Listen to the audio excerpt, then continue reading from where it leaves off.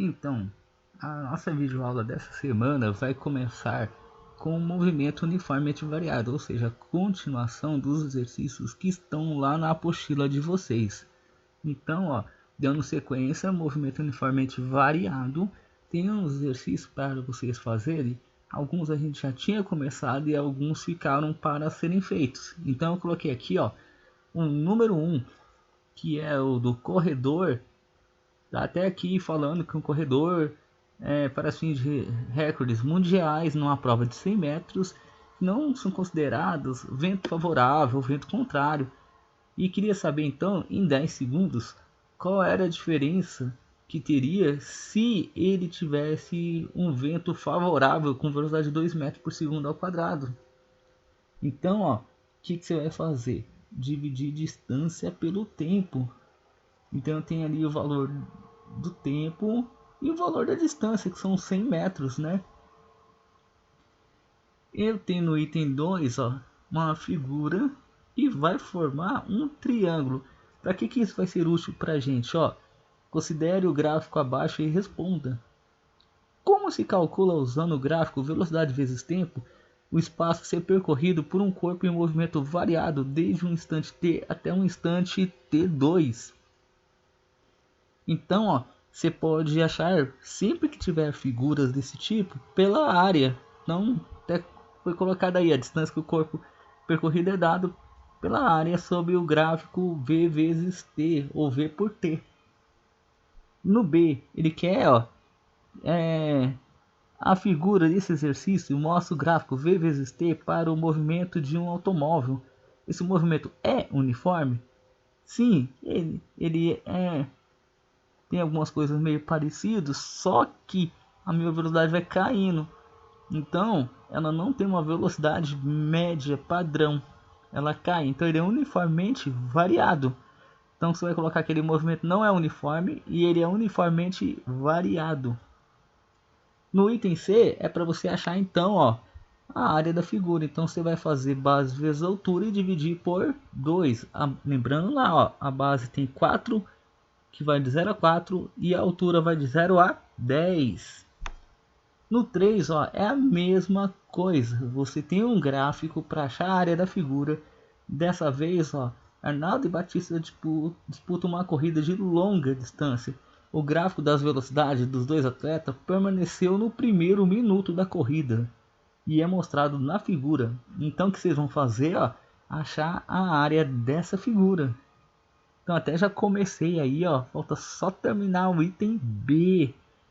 Vocês vão trocar ΔS sobre ΔT. Pode pegar pelos valores ou pode pegar pela área da figura. Ficaria mais ou menos assim, a resolução desses exercícios, certo?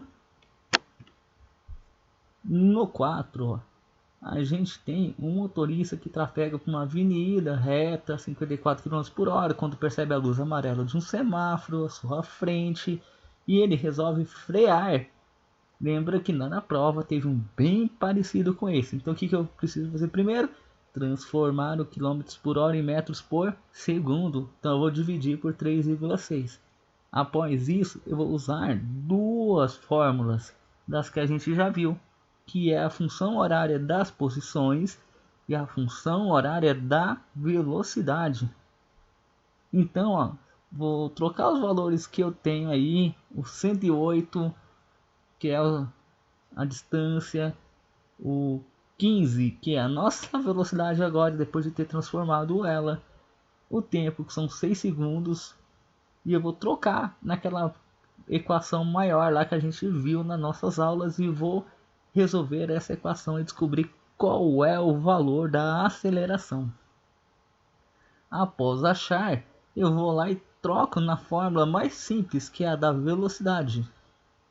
Aí eu vou conseguir achar qual é a velocidade que ele vai estar. Então eu vou resolver essa equação, que é bem simplesinha, perto das outras que a gente já viu.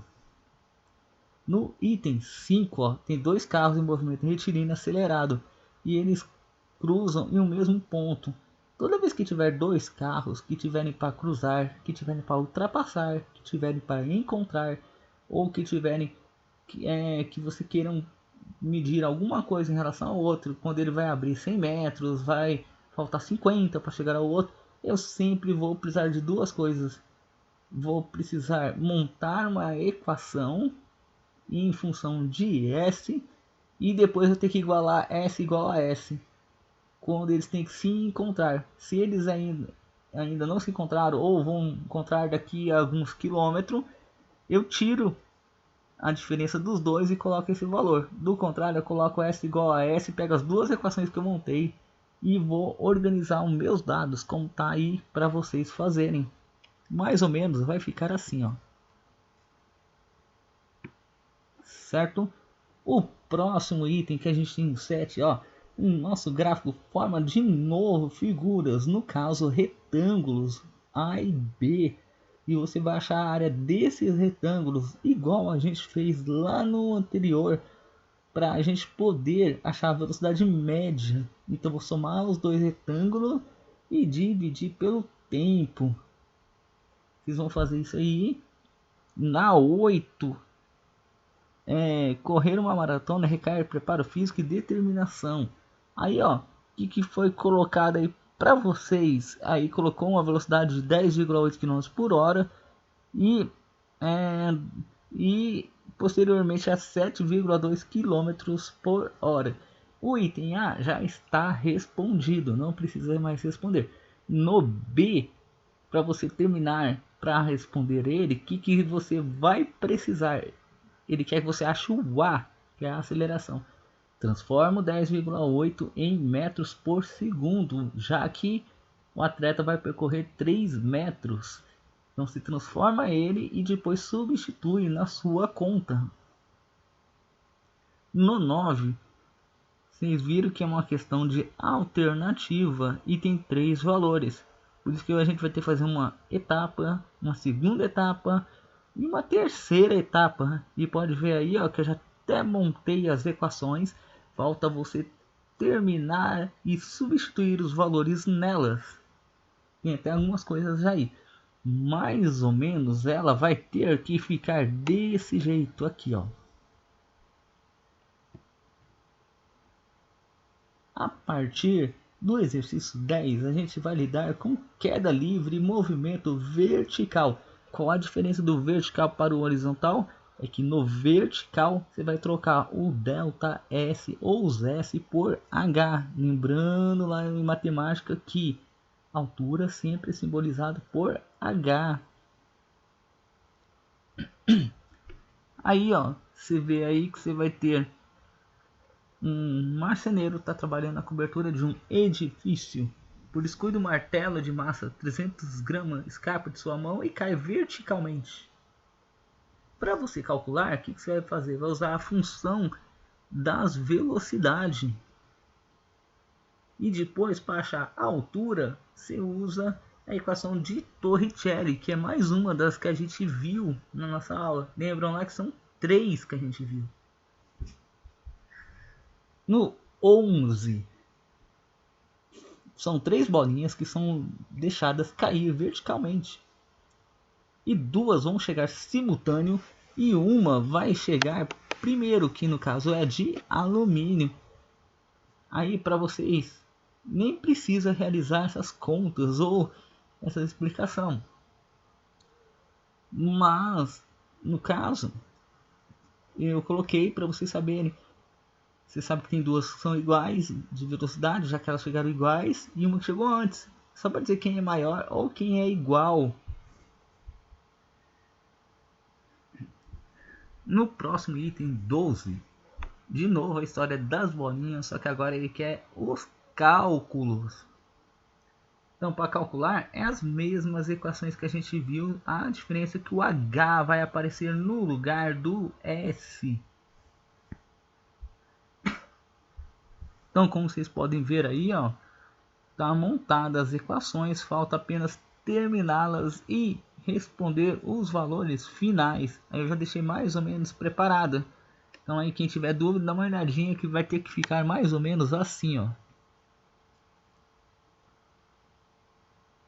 Certo?